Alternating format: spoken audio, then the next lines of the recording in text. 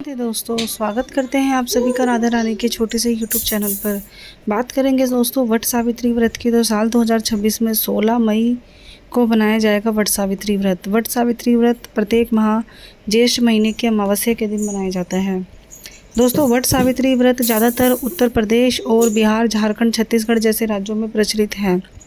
इस दिन महिलाएं, सुहागन महिलाएं साज श्रृंगार करके अपने पति की लंबी उम्र के लिए व्रत रखती हैं और वट के पेड़ यानी कि वट जो बरगद का पेड़ होता है उनकी पूजा की जाती है।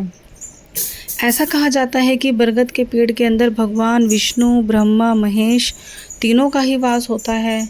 उनके अंदर तीनों ही देवता विराजमान होते हैं, इसीलिए वट के पेड़ की पूजा की जाती है। और ना सिर्फ इसलिए बल्कि आप सावित्री व्रत कथा सुनेंगे तो उसमें सुनेंगे आप जो सावित्री थी जिसने अपने पति सत्यवान को यमराज से बचाया था उसके प्राण को। तो जो सत्यवान था उसका जो शरीर था, शव था, वह वट के पेड़ के नीचे ही था और वहीं पर उसके शव को वापस प्राण मिले थे। तो इसीलिए वट सावित्री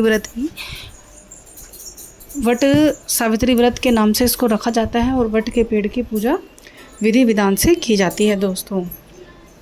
तो इस दिन जैसे मैंने बताया कि उत्तर प्रदेश, बिहार, झारखंड, छत्तीसगढ़ अलग अलग राज्यों में इसकी पूजा अलग अलग तरीके से की जाती है। बाकी इस दिन महिलाएं पूरा 16 श्रृंगार करके सुबह सुबह नहा धो के स्नान आदि करके 16 श्रृंगार करके वट के पेड़ की पूजा करती हैं और साथ ही साथ पूरा दिन बिना अन्न और जल ग्रहण करे अगले दिन अपना व्रत खोलती हैं। इस दिन सभी सुहागन महिलाएं वट के पेड़ की पूजा करने के लिए एक लाल कलावा, कच्चा दूध, फल, मिठाई, वट वृक्ष की कथा की कॉपी, श्रृंगार का सामान इत्यादि अपने साथ रखती हैं और पूजा करती हैं। वट के पेड़ की 7 या 11 या 21 परिक्रमा करनी होती है और उसके बाद अपनी पूजा प्रारंभ करनी होती है। बिना वट वृक्ष कथा यानी कि बिना वट सावित्री व्रत कथा सुने यह व्रत अधूरा माना जाता है दोस्तों।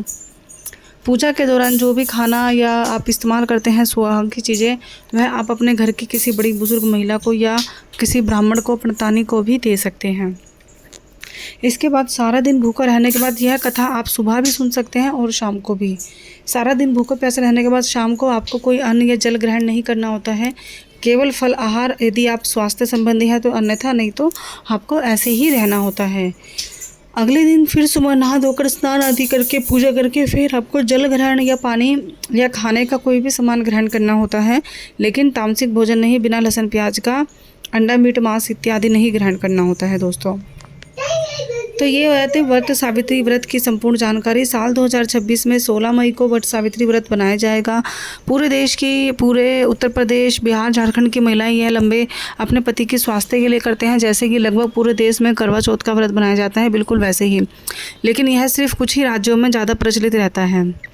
तो दोस्तों वट सावित्री व्रत की आप सभी को, सुहागन महिलाओं को ढेर सारी बधाइयों और ढेर सारी शुभकामनाएं हों। यदि कोई महिलाएं वट सावित्री का व्रत नहीं भी रख पाती हैं तो बिना व्रत रखे भी वह पूजा इत्यादि कथा सुन सकती हैं, वट के पेड़ की पूजा भी कर सकती हैं और अपने घर में जो भी खाना पीना बनाकर ब्राह्मण को, महिलाओं को इत्यादियों को, बुज़ुर्गों को दान दे सकती हैं। सुहाग की चीज़ें इस दिन दान देना बहुत ही शुभ माना जाता है। यदि आप किसी को एक बिंदी का पत्ता भी सुहाग में देते हैं, दान में देती हैं, तो वह आपके लिए बेहद ही शुभ माना जाएगा।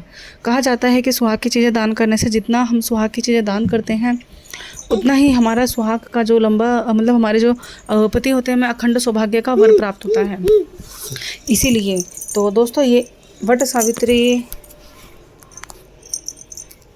सावित्री व्रत की संपूर्ण जानकारी मैं आपको दे चुकी हूँ। यदि मेरी दी गई जानकारी आपको पसंद आई हो तो चैनल को लाइक, शेयर, सब्सक्राइब ज़रूर कीजिएगा। मिलेंगे इससे जस्ट अगली वीडियो में जिसमें आपको सुनाऊंगी वट सावित्री व्रत कथा की। यह कथा आपको शाम के समय लगभग सूर्य अस्त से पहले ही सुन लेनी है।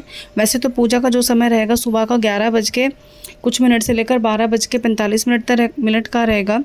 लगभग ये मान लो कि 40 से 45, 11 बज के 58 मिनट से 12 बज के 45 मिनट का, 40 से 45 मिनट का ये जो समय अवधि रहेगी पूजा की।